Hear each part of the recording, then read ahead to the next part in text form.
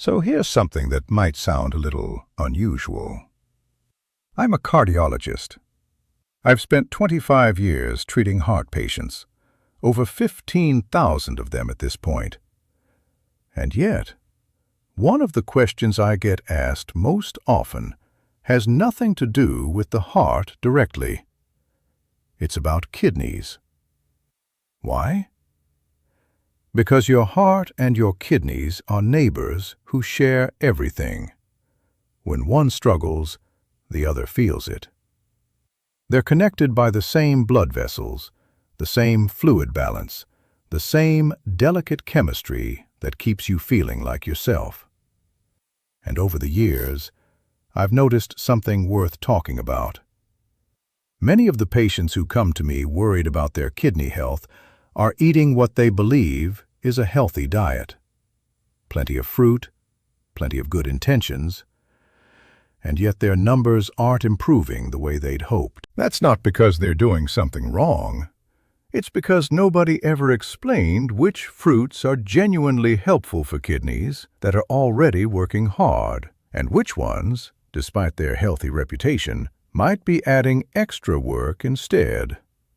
So today, I want to walk through this with you, not as a lecture, but as a conversation between two people who care about the same thing, keeping your body working well for as long as possible.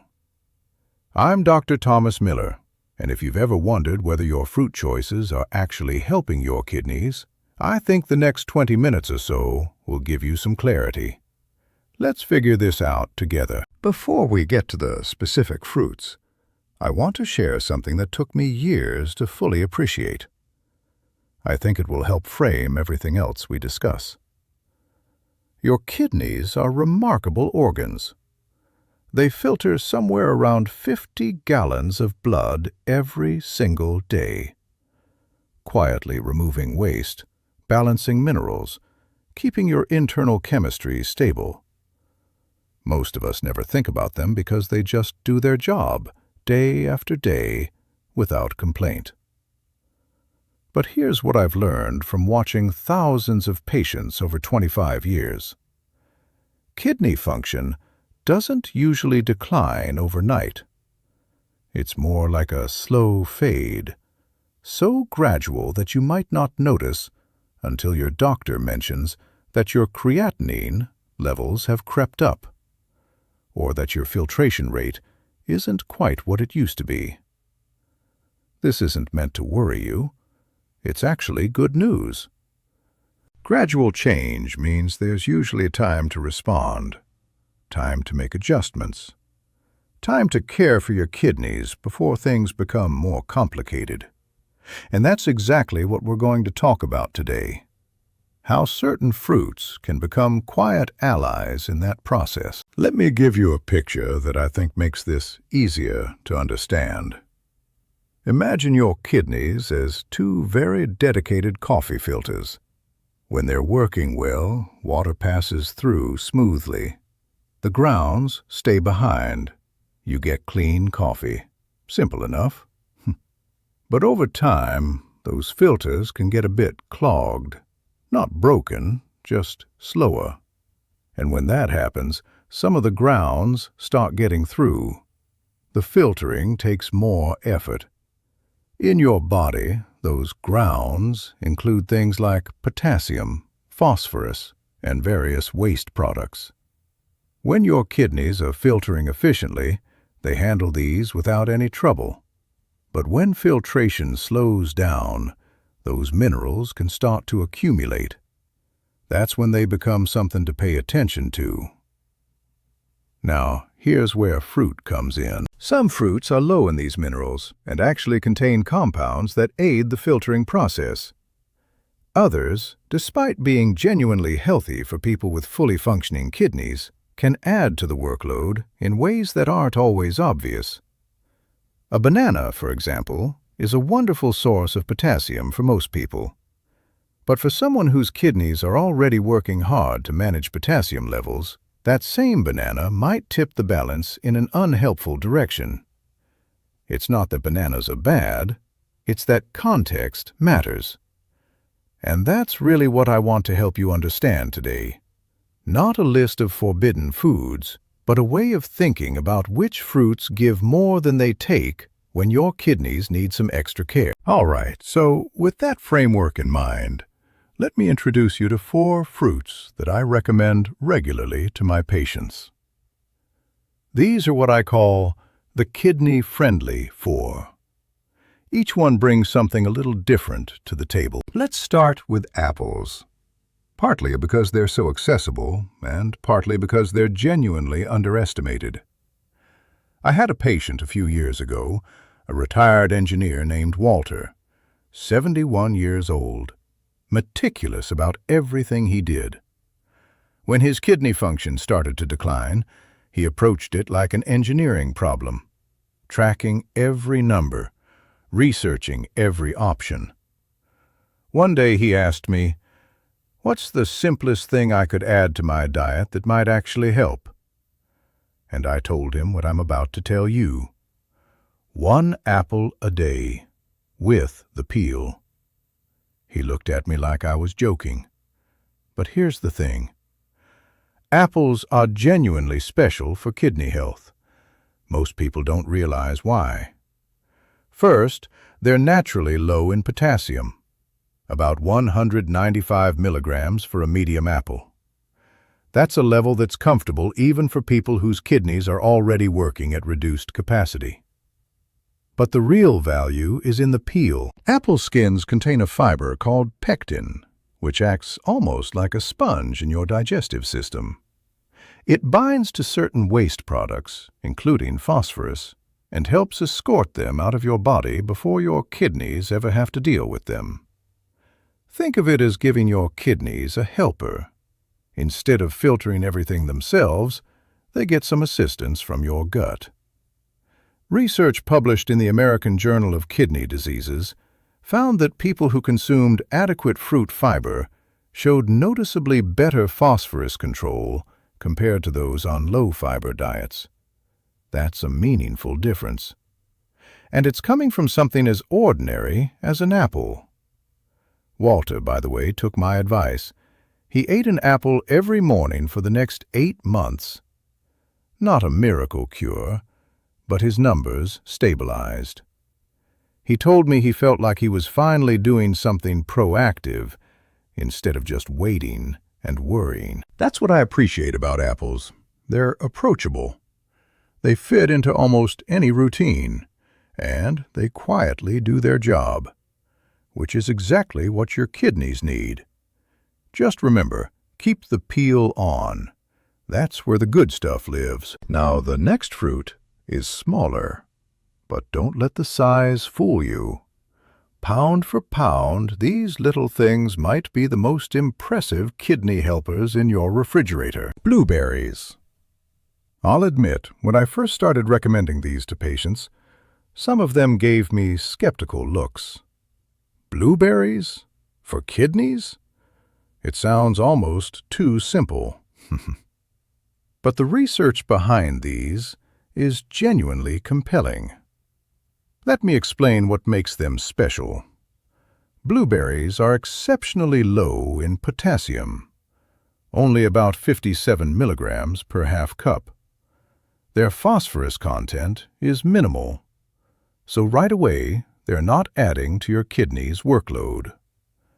But here's where it gets interesting. The deep blue color in blueberries comes from compounds called anthocyanins. Anthocyanins. These are natural pigments that also happen to be powerful antioxidants, and they have a particular affinity for kidney tissue.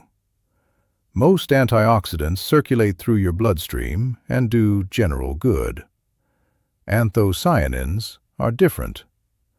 They can actually cross into kidney tissue directly, where they help calm inflammation and protect the delicate filtering structures from oxidative stress. A study in the Journal of Agricultural and Food Chemistry found that regular blueberry consumption was associated with significant reductions in inflammatory markers linked to kidney decline.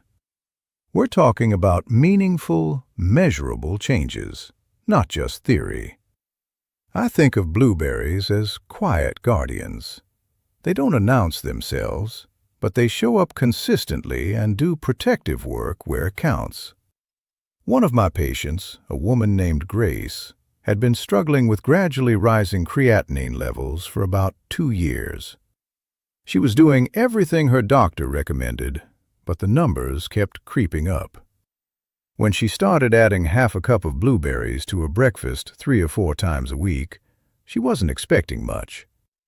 But 6 months later, her levels had stabilized, not reversed, but stopped climbing. For the first time in 2 years, she felt like she wasn't losing ground. That might not sound dramatic, but if you've ever watched your numbers move in the wrong direction month after month, you know how significant stabilization can be. Fresh or frozen, both work well. The anthocyanins survive freezing just fine.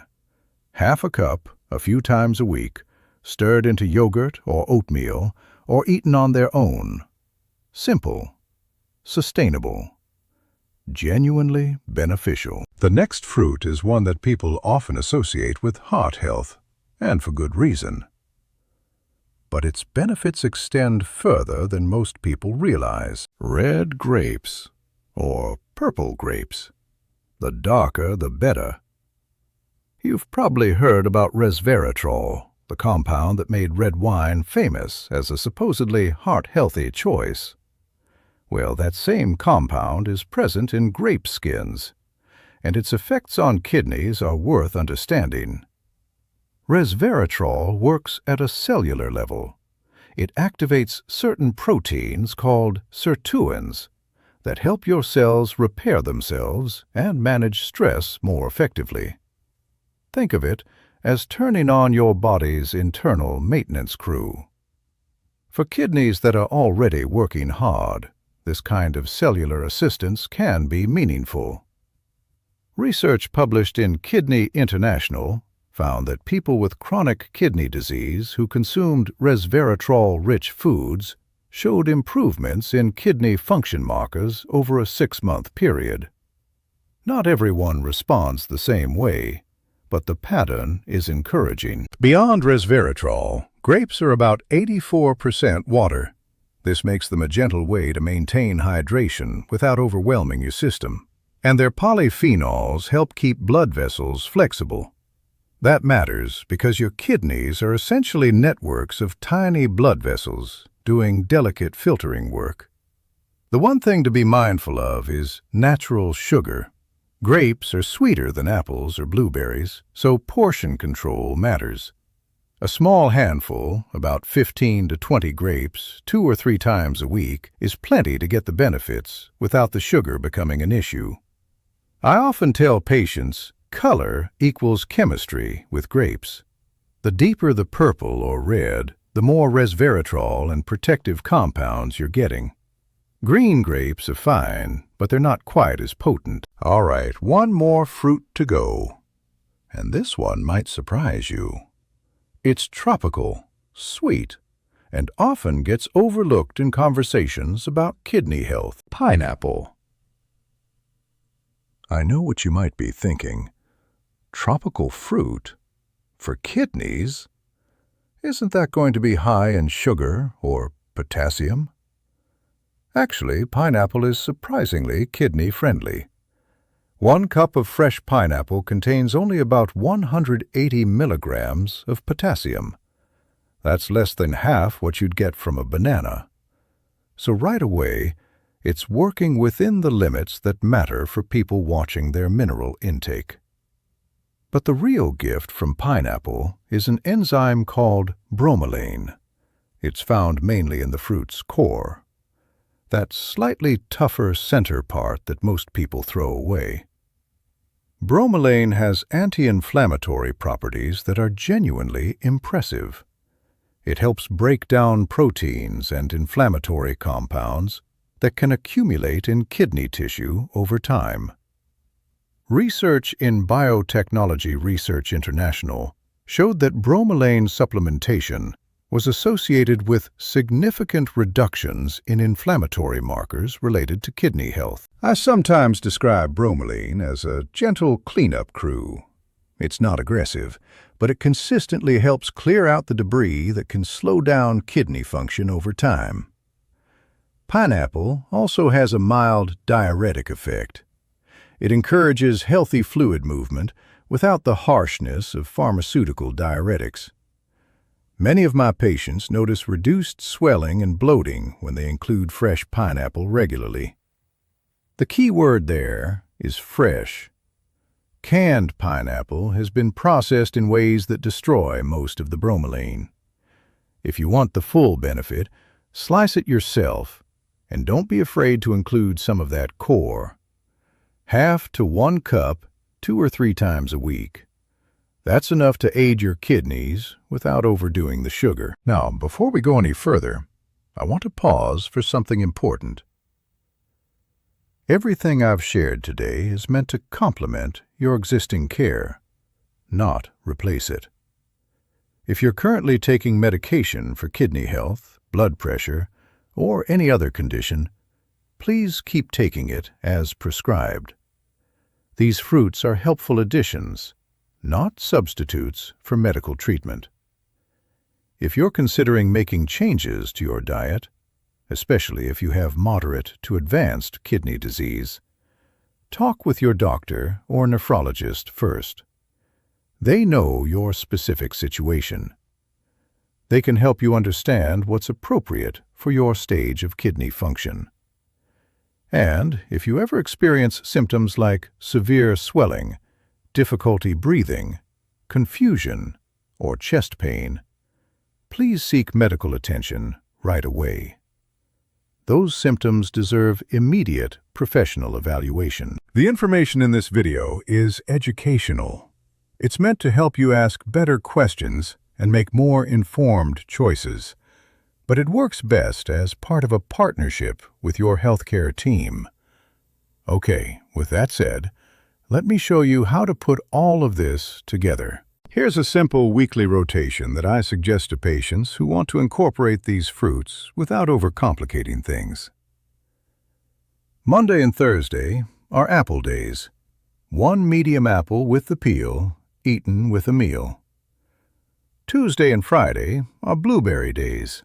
1/2 cup, fresh or frozen, added to yogurt or oatmeal, or eaten as a snack. Wednesday is grape day.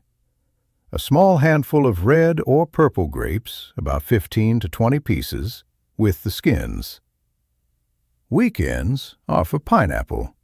1/2 to 1 cup of fresh pineapple, chilled and eaten raw. This rotation gives your kidneys a variety of beneficial compounds throughout the week without overwhelming them with any single fruit.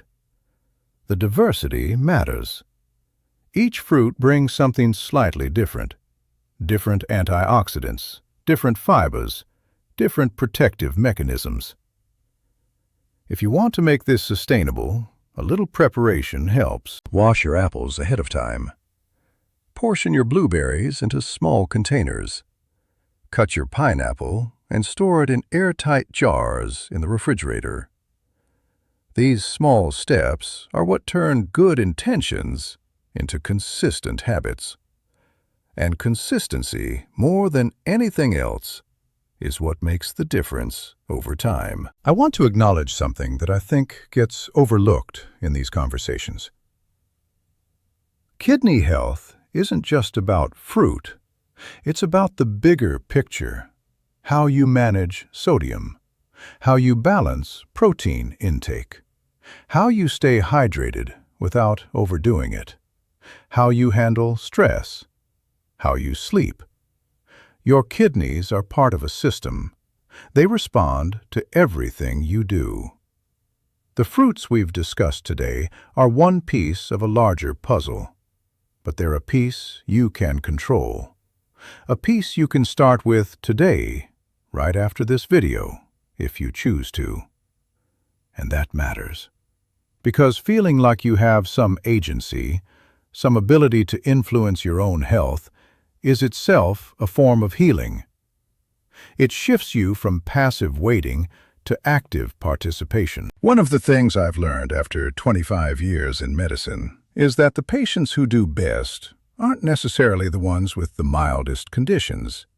They're the ones who feel like partners in their own care, who ask questions, who make small, consistent choices, who don't give up. That's what I hope this video helps you feel. Not afraid, not overwhelmed, just informed and ready to take one small step. If you've stayed with me this long, I want to thank you. It means you care about your health enough to invest time in understanding it. And that's something I genuinely respect. What I hope you take away from today is this. Caring for your kidneys doesn't require perfection. It doesn't require expensive supplements or dramatic overhauls. Sometimes it's as straightforward as choosing an apple instead of skipping fruit altogether, or adding some blueberries to your morning routine. Small choices, consistent habits. That's how real change happens. If you found this helpful, I'd invite you to save this video so you can come back to it when you're planning your grocery list. And if you'd like to see more content like this, subscribing helps the channel grow and lets more people find this information. I'm Dr. Thomas Miller. Thank you for spending this time with me. Take care of your kidneys, work with your doctor, and remember that your body is more resilient than you might think. I'll see you in the next one.